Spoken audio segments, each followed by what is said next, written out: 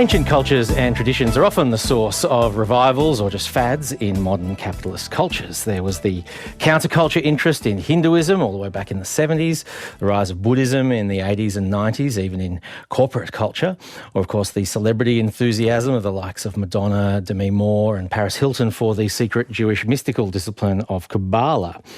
Another ancient tradition which has had a new wave of interest this century is Stoicism. Believe it or not, the hashtag Stoicism has got almost 500,000 posts on Instagram. The New York Times best-selling author Ryan Holiday has over 350,000 Twitter followers, and his daily Stoic emails, which provide a daily meditation inspired by ancient Stoicism, are promoted as going out to over 300,000 people. So on the roundtable today, we're taking a look at Stoicism, old and new, and asking, could a bit of Stoicism, in the philosophical sense, make us more resilient during lockdowns? Joining us around the round table today, we welcome Nancy Sherman, Professor of Philosophy at Georgetown University. Nancy's joining the round table from Washington, D.C. Welcome, Nancy. Thank you so much. Great to have you. Nancy's also the author of Stoic Wisdom, Ancient Lessons for Modern Resilience. And she recently wrote a New York Times op-ed headlined, "What Pop Stoicism Misses About Ancient Philosophy." We're also joined on the roundtable this morning by Dr. Matthew Sharp, Associate Professor at Deakin University. Welcome, Matthew. G'day. Great to have you. Matthew specialises in modern receptions of classical philosophy, particularly Stoicism. And rounding off the roundtable this morning is Dr. Edward Spence, Honorary Associate in the Department of Philosophy at the University of Sydney. Welcome, Edward. Good morning, Julian. Great to have you. And Edward is the author of the soon-to-be-published book, Caught in the Web, Stoic Philosophy and the Control Problem of AI, Artificial Intelligence, and we'll talk about that a little bit later on as well. So perhaps I can come to you first, Nancy, this morning. Most of us would be familiar with the word stoical, but the actual tenets of the philosophy of Stoicism are perhaps less well known and understood. Could you give us a bit of an overview of the historical origins of Stoicism? Sure. Thanks so much, Julian. Stoicism is from about 300 to 50 or so before the Common Era, spanning to about another 200 or so on the other side of the Common Era. And it's an ancient philosophy, so follows on Aristotle's philosophy. It has, at least the ethics part, some very distinctive aspects. Virtue or excellence of character are central, and it's reason that's the king here, you might say, or the queen, reason-based virtue. But in addition, Stoicism has always tried to solve a problem that Aristotle left us with, and that is that we seem to need external goods in the world, and that means we're subject to luck or the slings and arrows of fortune. But how do you stay happy or flourishing or live a good life, a thriving life, when you're so dependent on things outside yourself? So they have lots of what today folks like Ryan Holiday and others call life hacks. The Silicon Valley folks, where actually I'm in California right now, in the Bay Area, where Silicon Valley rules. And life hacks are sort of shortcuts for trying to manage fear or anger or the emotions that outleap reason and that are very dependent or responsive to things that happen outside ourselves. So that's in part why they're so fascinating, but also popular, I think. And there's, folks out there like, they're not household names like Plato or Socrates, but Zeno or Cleanthes, Chrysippus, and then more household names, Marcus Aurelius, a king, emperor really, who followed a former enslaved person, Epictetus, who himself followed a philosopher, Musonius Rufus. Not names that are always household names, but some of them are gaining a lot of traction these days. Absolutely. Thanks very much, Nancy. Of course, it can't be bad for the marketing of a philosophy to have the Emperor of Rome following it, although, of course, Marcus Aurelius, I think, famously didn't try and get others to follow Stoicism despite his power. I think that, or at least impose it. I think that's right. The meditations were written to himself. They were written in Greek, which was sort of the language of philosophy. and they were to himself. Yeah. So that they were discovered later on as and became so wildly popular is was not be something that he would be particularly pleased with, I think. Yeah, right. Interesting. Thanks very much, Nancy. We've had a text in from Steve in Sydney who says, I found a small book of writings from the main Stoic philosophers about 10 years ago, and says that it's really helped him to cope with the rise of extreme political discourse, the madness of Trump's presidency, he says, and anger over climate change and now the pandemic. I thought that would be an interesting note in which to throw things over to you, Matthew Sharp, because you also consider yourself a modern Stoic, and you credit Stoicism with helping you get through a bit of a life crisis. Could you tell us how you got into Stoicism? Yeah, look, there was a difficult time for me some years ago, well over a decade, and I happened upon Marcus Aurelius's Meditations and also the writings of the French philosopher and philologist Pierre Hadot, and it was a bit of a wake-up call for me, really, I guess, in terms of just discovering something that I think I'd been looking for in some ways for many years as a pupil of philosophy and of classical history. Just the idea that philosophy is not simply something that you sort of think in your head, but something that you can do, and something that really touches upon, conflicts, difficulties, crises that people who aren't necessarily experts have to face. Nancy's mentioned our dependency on external things that we can't control. I think a really basic idea in this ancient philosophy is that in every life there's prosperity, there's periods where things go relatively well, hopefully. And then unfortunately, and fortune is the operative word, there's also periods of adversity. And I think a really key Stoic idea is that a philosophy that sort of only helps you in the good times is really not worth much. And in a sense, the value of a person really comes out in the more difficult times, in the times of adversity. And Stoicism gives you, I think, a framework and a set of frameworks, both intellectual and practical, to help you when things don't go your way, and when things don't go our way. And I think the rise of this interest in Stoicism over the last couple of years, which is building on really the last 2 decades, I think is related to the pandemic and the need we have in our culture to really recognise that even now, as a culture, we don't necessarily have all the levers of cosmic control, and things like pandemics can still happen. Certainly ram that home with a vengeance, don't they? Yeah, it's. I suppose that means you've had a chance to give the principles a real live road test. Then, Matthew, have you found that the practices of Stoicism have indeed been advantageous when the whole world's really been facing the downside of fortune with the pandemic? Look, there's a lot, I think, that is in Stoicism that is really, really helpful. Nancy's mentioned this idea that virtue or your character is really the most important thing. And there's a lot of, I think, empirical research to bear this out, that, there's the stuff that happens and then there's what you do with them. And Stoicism is about what you do with the stuff that happens. So a pandemic happens and then there's what we do about it. And so when the pandemic came, I don't usually post on Facebook, but I did post one of my favourite Marcus Aurelius quotes. And it's a quote from Book 7 of his Meditations. And he says, "Don't allow your imagination of the whole of your life to confuse you. Don't dwell on all of the bad things which have come to pass and might come to pass. But just ask yourself, in regard to every present thing, what is there here that can't be borne and can't be endured?" And this was a time when people were rushing out to buy toilet paper in large doses in Melbourne, and our shop shelves were sort of becoming bare of necessities. And so that's one of the many ideas in Stoicism, that if you can break big things down into small things, you can see that some of them are a lot more manageable. But we tend to catastrophise, as the psychologists say. And Stoicism is an anti-catastrophic philosophy.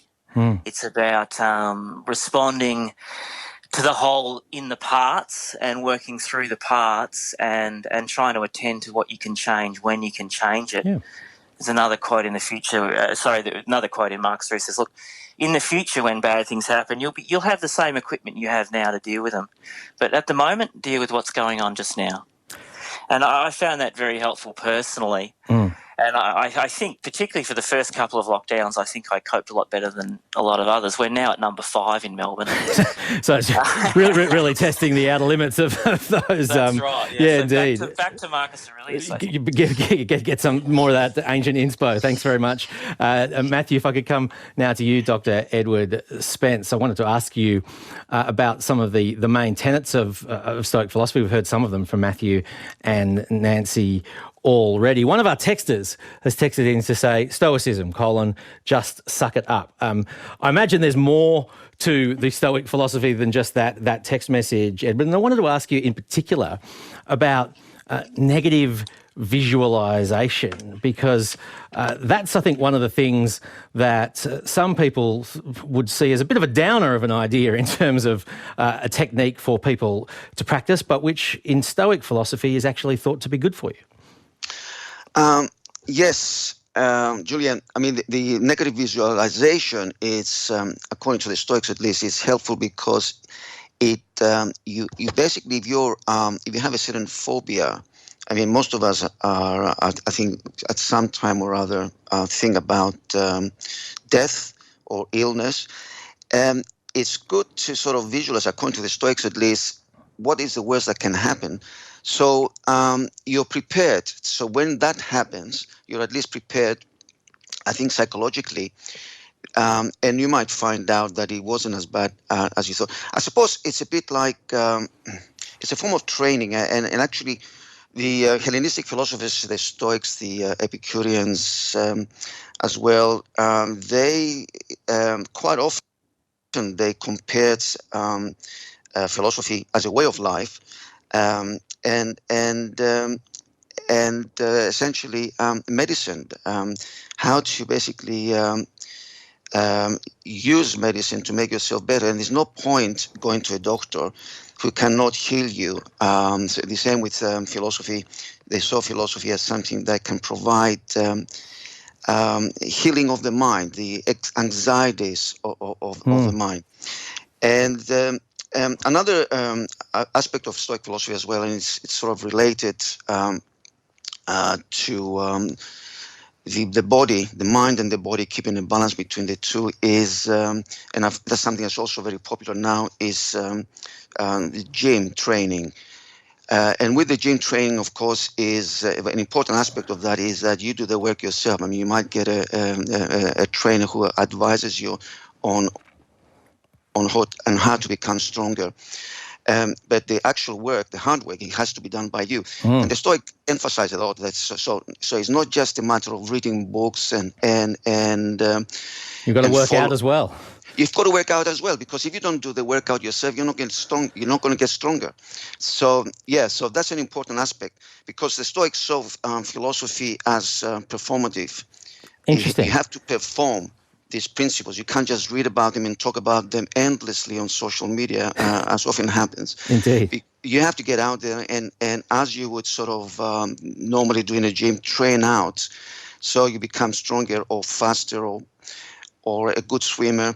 So essentially, it's up to you. It's really down up to you of how to live your life. Yes. And this is emphasized by the Stoics, that the most important thing, I think Nancy mentioned it as well, is building a strong character through the exercise of virtue. Yes, indeed. And that's a performative thing. You have to exercise your virtues. Absolutely. Thanks very much, Edward. Perhaps I can come back to you now, Nancy Sherman, because I'd be interested to get your reflections on what Stoicism has become as a cultural and, I suppose, commercial phenomenon these days, and whether it really resonates with the sort of more austere self-denial that we tend to think of the ancient Stoics. I mean, I suppose there's a lot of people jumping into ice baths in sort of tribute to ancient philosophy. But yeah, what's your take on the trend of modern Stoicism? The trend is hard to put in one color, one facet of it. It's very multifaceted. Self-help has been around for a long time. Carnegie Dale, way back in, I don't know, the 30s or 40s, 1930s, 40s, had an early version of self-help. So self-help is a big seller. put self-help online and you've got a mega industry.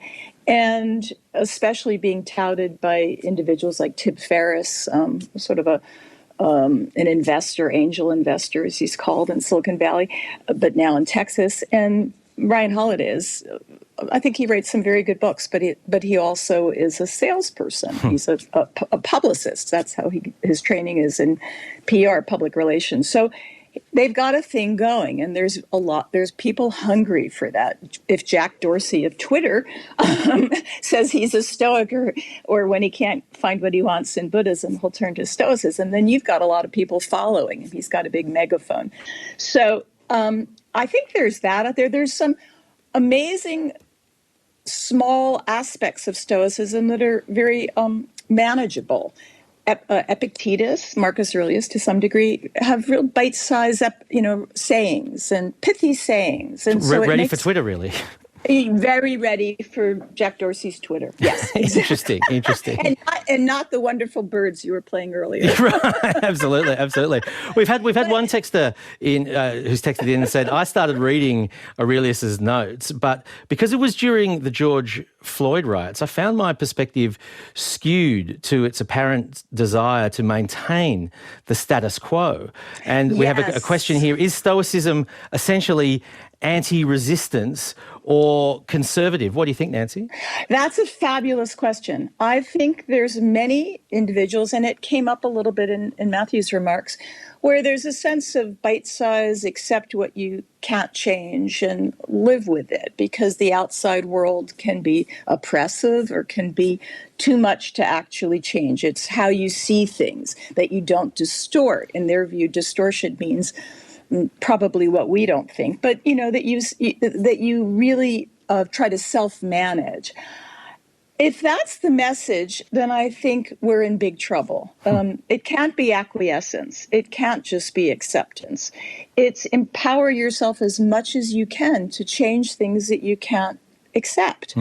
And if that means enslavement, the George Floyd and Black Lives Matter movement, if it means indigenous people's rights, women's oppression and subordination, all of that, then that's not a very helpful philosophy. It's a philosophy of, yes, status quo or acquiescence. If, on the other hand, you take really serious the fact that the founder of Stoicism and the predecessor was a guy named Diogenes the Cynic, who gave us the term cosmopolitan, and he thought we were really all connected in some ways. Where are you from? I'm from everywhere and nowhere. I'm from the cosmos. And so that means there's a connection of humanity across, much larger than a Greek city-state, a polis.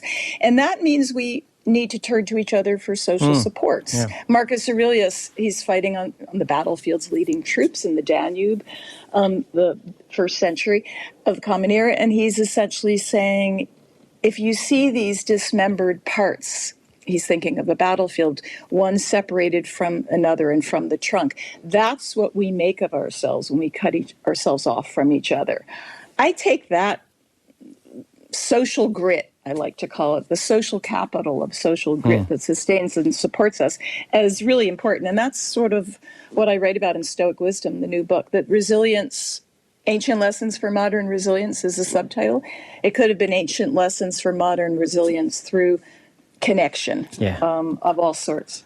Thanks very much. I think that's how you get through a pandemic also. Absolutely. Yeah. Thanks very much, Nancy. And I'm going to come back to you in a little while about perhaps the gendered aspects of Stoicism, but I want to throw that over to you first, Matthew Sharp. If you look at some of the very high-profile adherents of Stoicism, they do tend, it appears, to be men. Is Stoicism a bit blokey? Yeah, look, there's also I guess what someone like Massimo Pigliucci calls broicism, and there are aspects of the philosophy, its emphasis on self-control, self-discipline and resilience, which I think if you isolate them from those other aspects, which Nancy's just described very well, which can lead you to a sort of a grin and bear it, stiff upper lip kind of approach. I remember when I told a female friend of mine that I was getting into Stoicism many years ago, she said, "Oh, Matt, but you're such a warm person. What are you doing?" And some Stoicism has even made its way as Zuckerberg's sister has written a really good book on this. Not all white men into the kind of manosphere. I think it's really important that the social aspect of Stoicism are not simply care of the self, but care of others, teaching others, instructing others, helping others, assisting others, is really downplayed in Stoicism, which really becomes about sort of making yourself really tough and I guess insulating yourself against, it seems to me, shame or guilt when you sort of treat others badly. And I sort of think this is a real distortion of the philosophy, which takes certain aspects and then kind of like a caricature kind of blows them up and makes that into the whole. It's really important, those passages that Nancy's talking about, where this emphasis on social connection and cosmopolitanism is really, really primary. In the philosophy, you can find it in Cicero, you can find it in Seneca. Seneca says that, we're the warmest of philosophical schools. Man is a sacred thing to man, or human beings are sacred things to human beings. So there are aspects in Stoicism which I think pull against the kind of blokicization of it. And it seems to be about going back to the origins, perhaps more than the modern culture of it. That's really interesting. Thanks, Matthew. Edward Spence, if I could come to you and ask about the theme of your forthcoming book, which is how Stoic philosophy might be relevant to dealing with artificial intelligence. Yes, Julian. The idea came to me because the method used by Stoic philosophy, what is within our control and outside our control, that circumstances, the slings and arrows of outrageous fortune, as Nancy mentioned earlier, they are beyond our control. But what is within our control is our autonomy and our freedom as individual persons. That is within our control, our judgment, our attitudes.